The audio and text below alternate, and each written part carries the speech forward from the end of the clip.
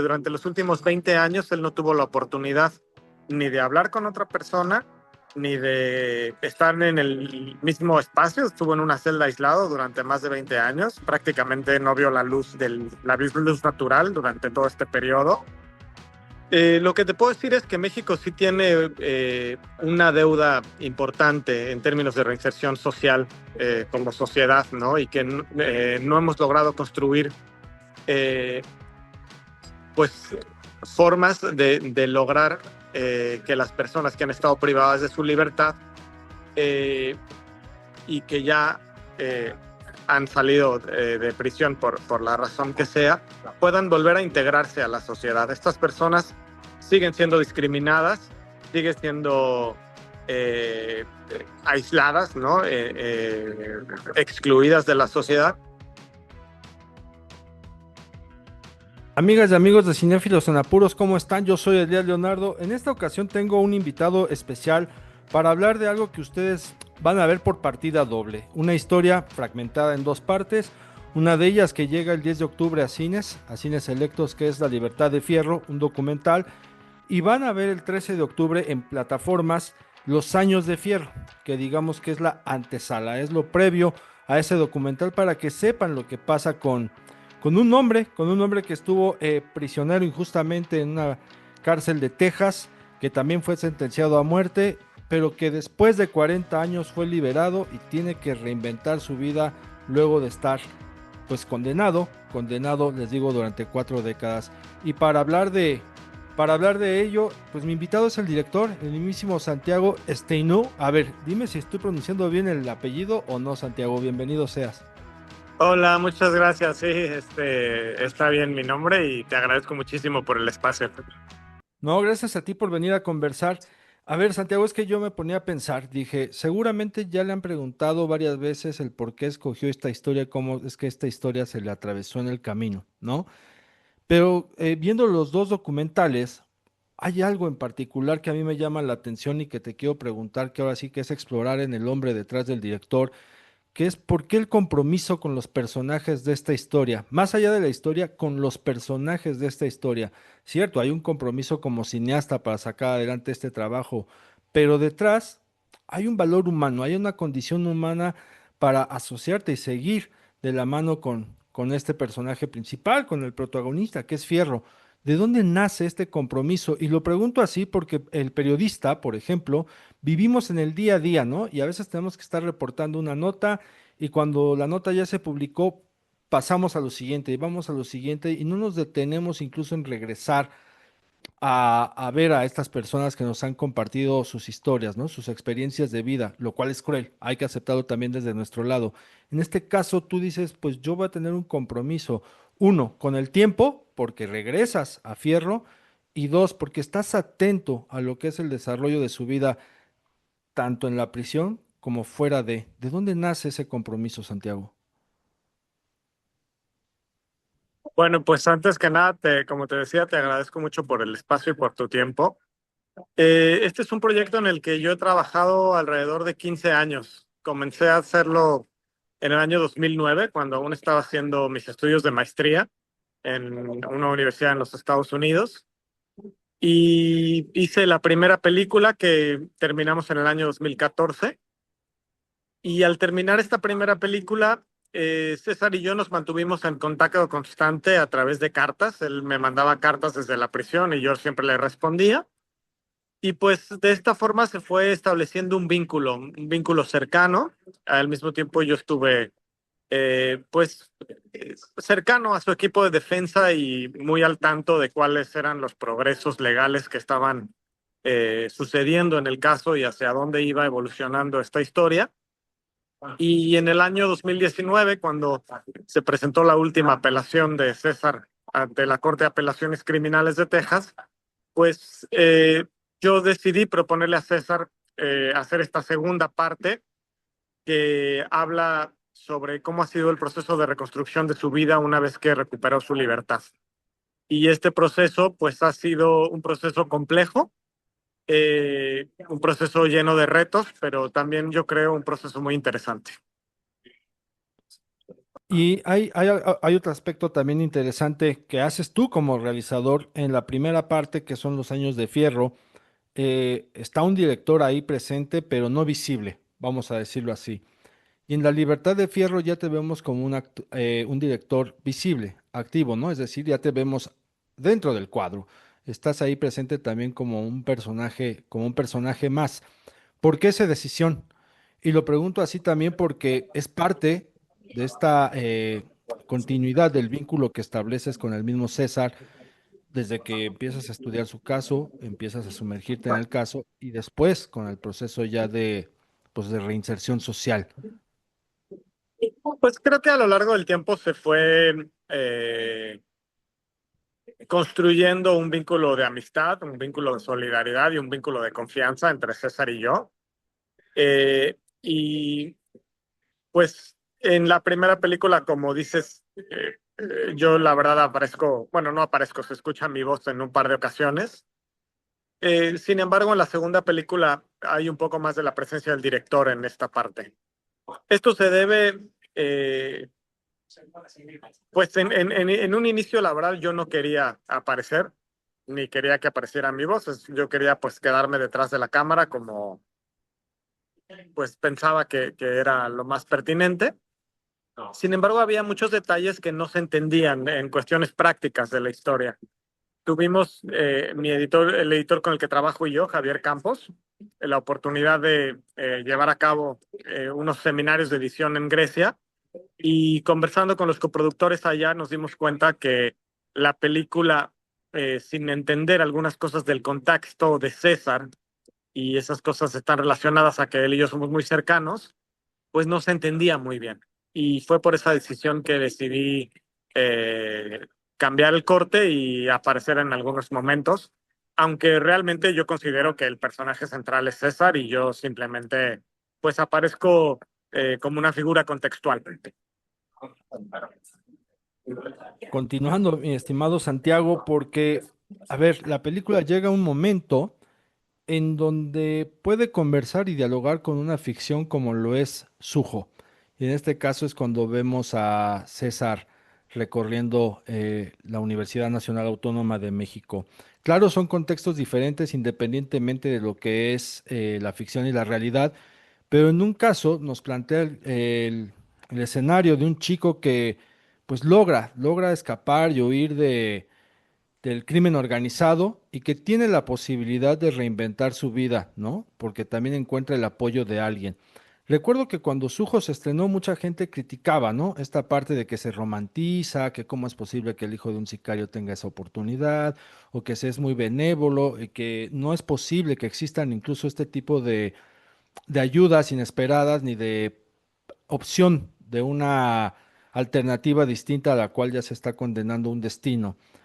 Y veo el documental y digo, a ver, vamos a detenernos porque esto es real, o sea, esto no es una ficción y sí nos muestra que hay una posibilidad de reinventar una vida, de que puede haber un apoyo y un estímulo de alguien al lado, y en este caso también de un personaje cuya vida está marcada por la prisión, y hay que decirlo así porque incluso el mismo César lo dice, o sea, pues vengo de la cárcel, ¿no? Y la gente no te trata de igual manera cuando se enteran que estuviste en prisión, incluso sin indagar y sin querer preocuparse por saber qué lo llevó a estar ahí tras las rejas.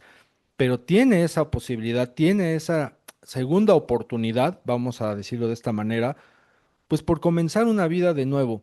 ¿Cómo fue también esta parte de hacerlo transitar pues por la universidad, porque también vamos a ver a César entrándole a cuestiones prácticas también de academia, laborales, y con relación a esto que te digo, de cómo dialoga con su hijo y cómo hay una percepción de que no existiera o que no debería existir esta posibilidad para las personas que han estado marcadas por distintas violencias. Mira, debo confesar que no he tenido la oportunidad todavía de ver Suho, aunque admiro mucho el trabajo de las directoras y lo reconozco mucho, no he tenido la oportunidad todavía de ver esta película. Eh, está, está entre mi lista de pendientes que espero poder verla pronto. Lo que te puedo decir es que México sí tiene una deuda importante en términos de reinserción social como sociedad, ¿no? Y que no hemos logrado construir, eh, pues, formas de lograr que las personas que han estado privadas de su libertad eh, y que ya eh, han salido de prisión por la razón que sea, puedan volver a integrarse a la sociedad. Estas personas siguen siendo discriminadas, siguen siendo aisladas, ¿no? Excluidas de la sociedad. Y en México tenemos una deuda muy grande con esas personas. Por otro lado, también yo creo que hay una eh, falta de conciencia sobre lo que implica el retornar a México para las personas migrantes, ¿no? Y César, de algún modo, se ubica en estas dos categorías. Por un lado, es una persona que viene saliendo de prisión. Por otro lado, es una persona migrante que viene retornando a su propio país, ¿no? Y yo creo que eh, realmente sí hay una deuda muy grande y que hay muchísimo trabajo por hacer. Hay algunas organizaciones que trabajan, digamos, pues para garantizar o para defender los derechos de estas personas, para proteger sus derechos, pero el camino por andar es muy grande y los apoyos son pocos realmente. César creo que ha sido afortunado, ¿no? Ha tenido algunos apoyos, por ejemplo, de la Universidad de Chicago, de la Universidad del Claustro de Sor Juana, del propio equipo de producción de la película y de muchas otras personas, de organizaciones como Amnistía Internacional, de el despacho jurídico Heredia Sánchez, que lleva su caso, su representación pro bono en México, ¿no?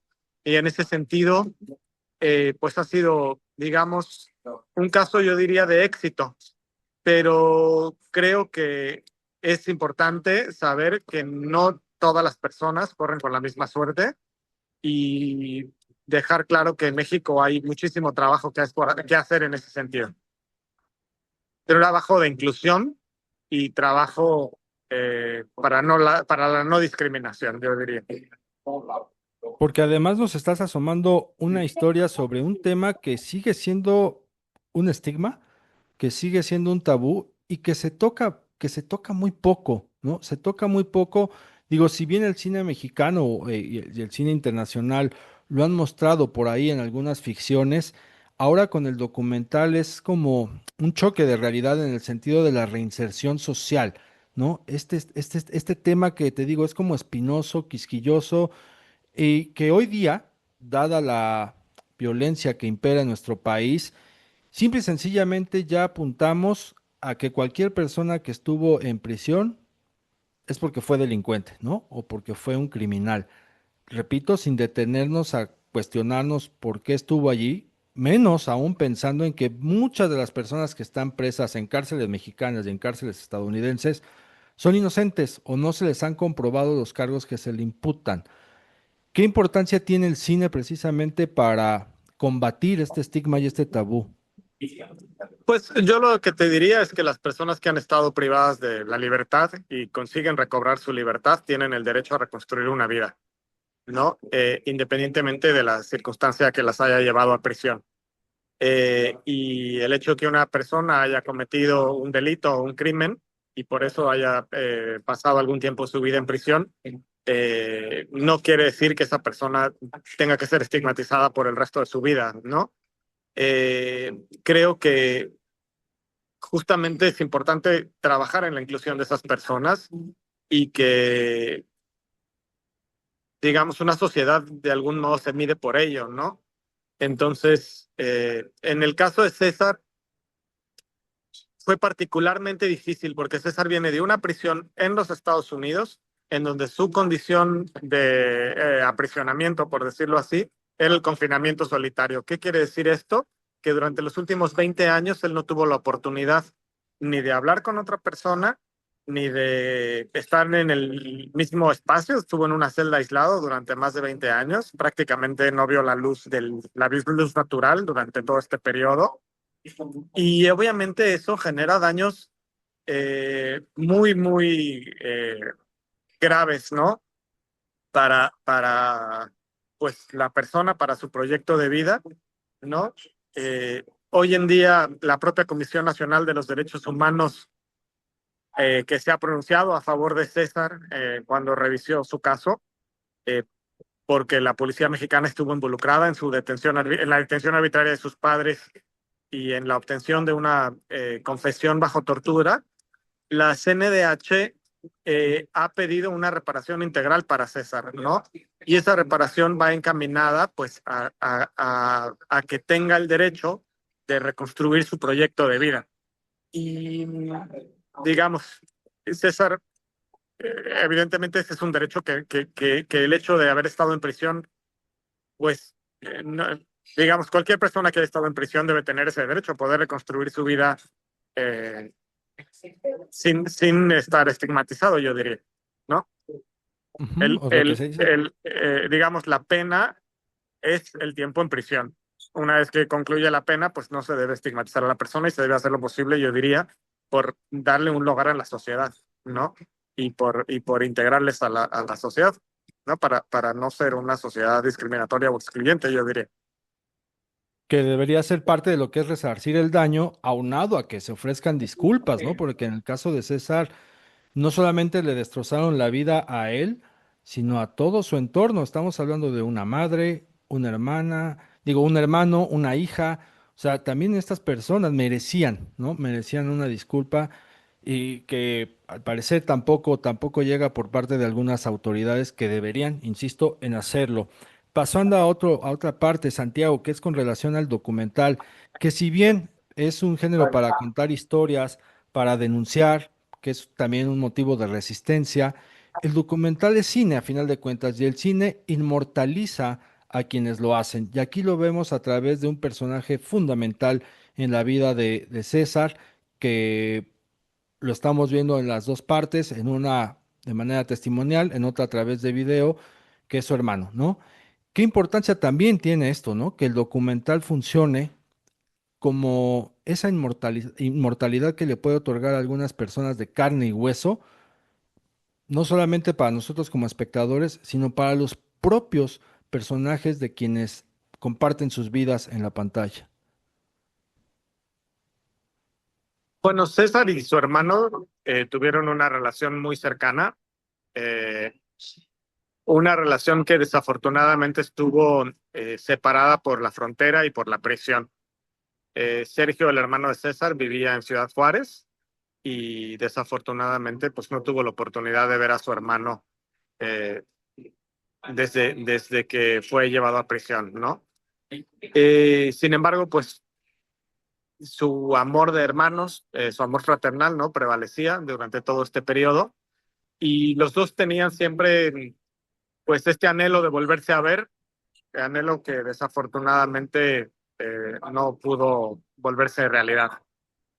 Eh, después, una vez que César salió de prisión, pues parte de lo que él quiso hacer al recuperar su libertad y volver a su ciudad natal, Ciudad Juárez, fue honrar la memoria de su hermano y de algún modo reencontrarse con él, ¿no? Y nosotros tuvimos la oportunidad de acompañar a César durante este proceso.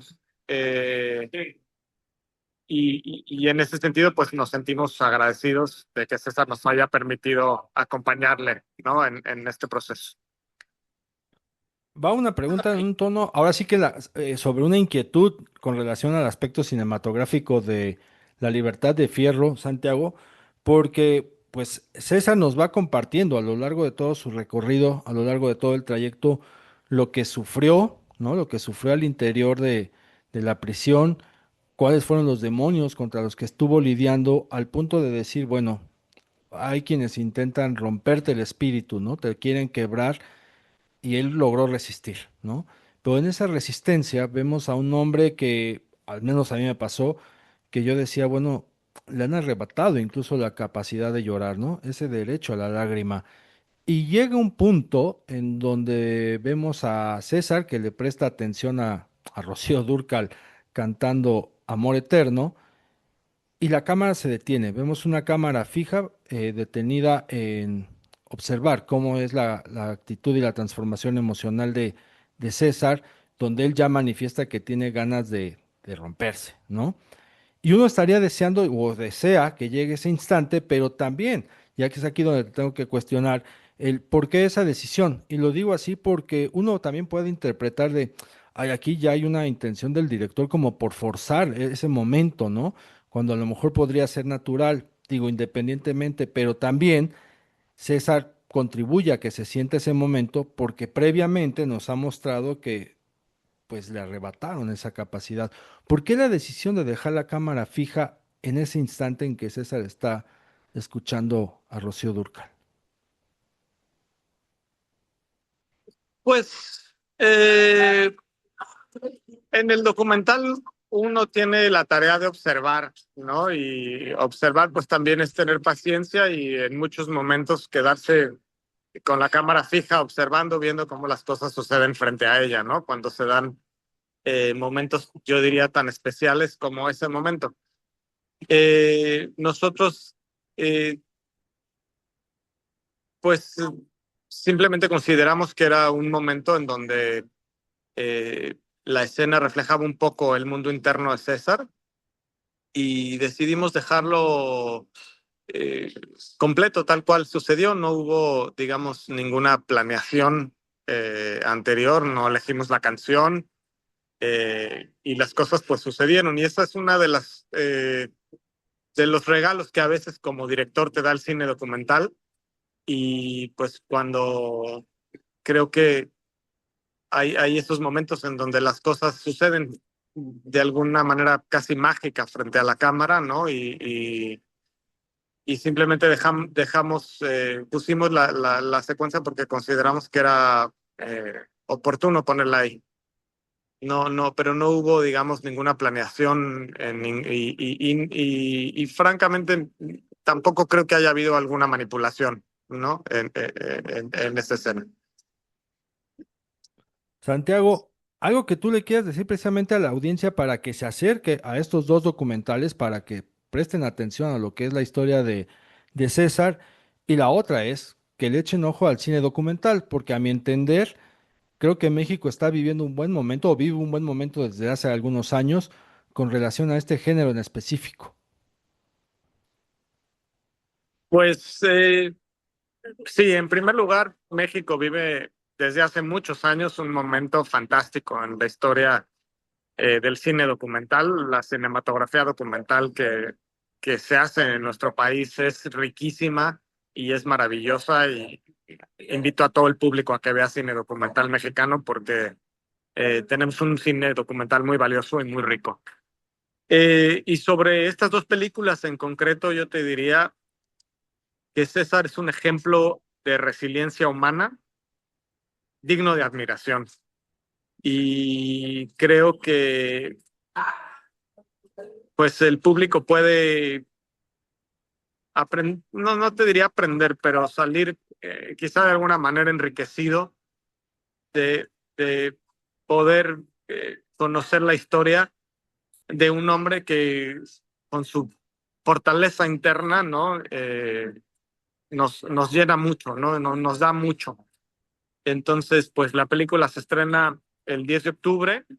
Se van a estrenar las dos películas, primero una, La Libertad de Fierro en cines y la otra en plataformas, Los Años de Fierro, y posteriormente Los Años de Fierro va a los cines y La Libertad de Fierro va a las plataformas. Así que el público va a tener la oportunidad de ver las dos partes de manera combinada. No, y de verdad, amigos, aprovechen porque además es una simbiosis que pocas veces se da en el cine mexicano y qué bueno que se dé con una historia que, reitero, échenle ojo. Santiago, ¿algo más que tú quieras agregar? Este es tu espacio. Pues solo agradecerte muchísimo por el espacio y por ayudarnos a promover un poco el cine documental mexicano y de esta película. Te lo agradecemos de verdad de corazón. Pues es que la película se promociona por sí misma y ustedes me van a entender, amigas y amigos. Ahora que vayan al cine y la vean, cuando también vean Los Años de Fierro, comprenderán por qué está siendo tan interesante, por qué está siendo tan atractiva y por qué merece verse y conversarse. Eso yo también les invito a que la conversen, que la dialoguen, que nos enfrentemos y nos confrontemos con nuestros propios prejuicios con relación a cómo miramos, a cómo tratamos a las personas que estuvieron en prisión, que buscan reinventar su vida a través de la reinserción social, a que nos detengamos por lo menos a pensar ¿Qué lo llevó a estar ahí? ¿Realmente fue culpable o es inocente como en el caso de César? Y si es inocente, ¿cómo vamos a actuar nosotros? ¿Qué oportunidad estamos al alcance de ofrecerles, no? Desde el beneficio de la duda hasta por qué no. O sea, si hay posibilidad de contratar a alguien en un empleo, considerarlo como una opción para las vacantes. Échenle ojo realmente, les digo, confróntense, enfréntense y dialoguen, porque acuérdense que la charla cinéfila la hacemos todos.